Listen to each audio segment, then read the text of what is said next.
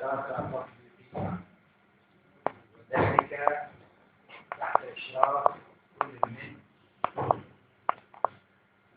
محمد معوض إبراهيم أستاذ الإعلام قسم الإعلام والخاص المعهد، ودكتور مؤمن لطف أستاذ الإعلام قسم الإعلام والخاص المعهد.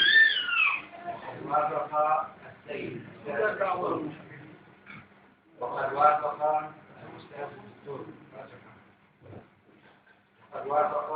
الأستاذ الدكتور على تشكيل لجنة المناقشة بناء على توصية مجلس المعهد من السادة الآتية أسمائهم بعد: الأستاذ الدكتور محمود حسن إسماعيل أستاذ ورئيس قسم الإعلام والخاص بالأطفال بالمعهد مناقشة، الأستاذ الدكتور كمال عبد الحي المطار أستاذ وعميد كلية الإعلام والعلاقات العامة بجامعة النصر مناقشة، ومحمد معوض إبراهيم أستاذ ورئيس قسم الإعلام أستاذ قسم الإعلام والخاص بالأطفال بالمعهد. في البداية لابد أن أرحب أنا وزميلي الفاضل الأستاذ الدكتور محمود حسن إسماعيل بأخينا الفاضل الأستاذ الدكتور جمال عبد الحي المطار عميد كلية الإعلام والعلاقات العامة بجامعة النهضة.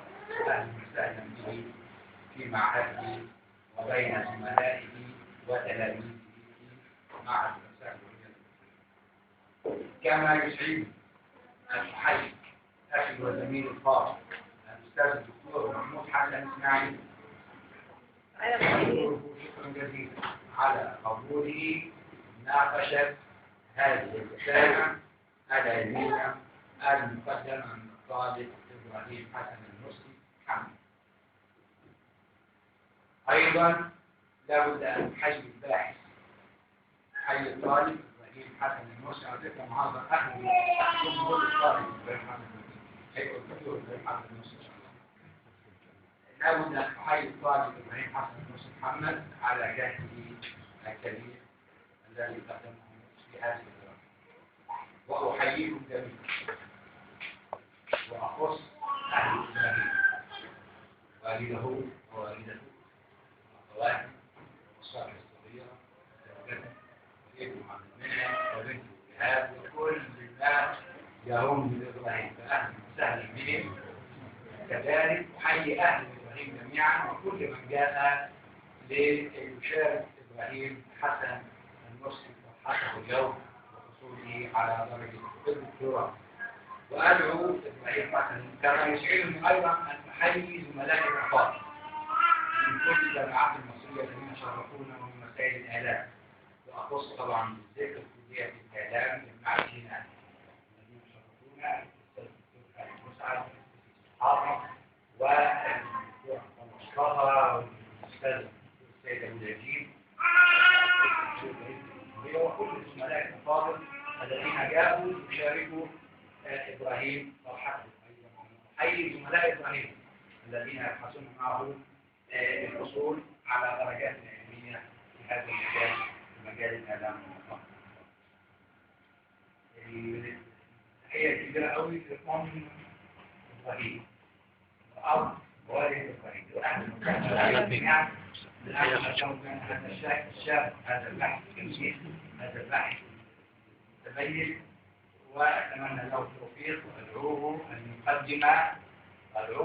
يقدم ملخصا لبحثه فيما لا يزيد عن ربع ساعة.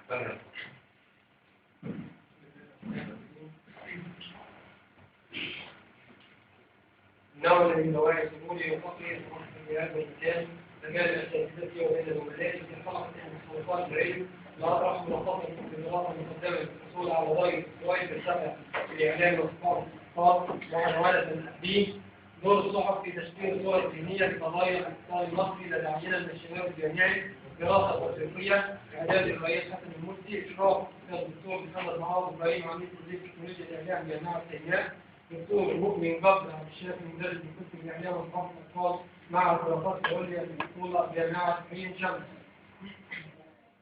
شكر وتقدير.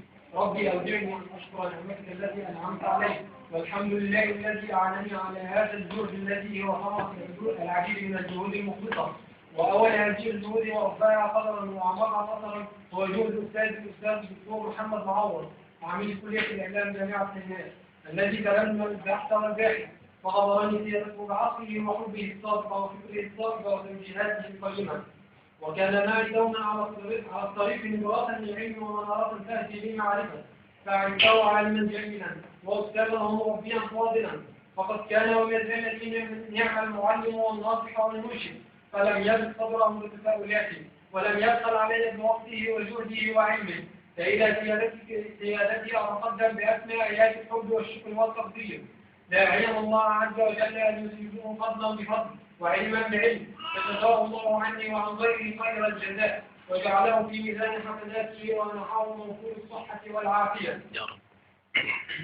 وبكل معاني الحب والوفاء تتقدم بخالص الشكر والإحسان إلى أستاذ الدكتور مؤمن رب المدرس بقسم الإعلام وثقافة الأطفال بالمعهد لرعايته للبحث والباحث، وقد قدم لي الكثير من النصح والإرشاد، فكان لتوجيهاته البناءة وخلقه الكريم والأثر الطيب في إنجاز هذا البحث، فجزاه الله عني خير الجزاء. وإنه من دواعي سروري وعظيم امتناني قبول صفوة أساتذة الإعلام في مصر مناقشة هذه الرسالة، وهما الأستاذ الدكتور محمود حسن إسماعيل أستاذ ورئيس قسم الإعلام وثقافة الأطفال بالمعهد، وقد تتلمذت على يديه وساهم في وضع الأمانات الأولى لإعداد كباحث من خلال إشرافي على رسالة الماجستير، فتعلمت منه الكثير. والشكر موصول للأستاذ الدكتور جمال عبد الحي النجار أستاذ الإعلام وعميد معهد الجزيرة للإعلام لتفضله بقبول مناقشة هذا البحث، والذي يعد بمثابة إضافة لهذا العمل، فلهما جزيل شكري وتقديري واحترامي لتفضلهما بقبول مناقشة هذه الرسالة. وأتقدم بوعد الشكر والتقدير والإعفان إلى كل من مد لي يدي عون أثناء إعداد هذه الرسالة، وكل من قدم لي تسهيلات في إنجازها، وأخص بالشكر أساتذتي وزملائي الكلية الإعلامية جامعة سيناء، كما أتوجه بشكر لكل العاملين بشؤون الطلاب بالمعهد ومكتبات الإعلام المختلفة على مستوى الجمهورية بما قدموه للباحث من مساعدات وتسهيلات أثناء إعداد هذه الدراسة. وفي نهاية شكري أخص كل الشكر والتقدير والوفاء بالجميل لأسرتي الحبيبة، وعلى رأسها والدي ووالدتي وزوجتي وأبنائي جهاد وعبد المنعم وأخوتي بتشجيعهم ودعمهم لي، وأعتذر لهم للتقصير في حقهم لإنجاز هذه الرسالة، فجزاهم الله عني خير الجزاء. فجزى الله الجميع عني خير الجزاء، وآخر دعوانا أن الحمد لله رب العالمين، والله أسأل التوفيق والسداد. وإلى ملخص البحث. مقدمة الدراسة. أصبحت قضايا الاقتصاد تشغل حيزا كبيرا في حياتنا اليومية، وأصبحت الظروف الاقتصادية وتفاعلاتها تؤثر على مسيرة الحياة السياسية والاجتماعية في معظم دول العالم، وظهرت قوى الاقتصاد على كل إنسان ودخلت كل بيت وأثرت في كل فرد، ويعتبر الاقتصاد عصب الدولة، فهو أحد المقومات الأساسية لوجودها، ويقاس قدم الدولة بقوة اقتصادية، فالحياة الاقتصادية لأي مجتمع تعتبر محورا رئيسيا للاهتمام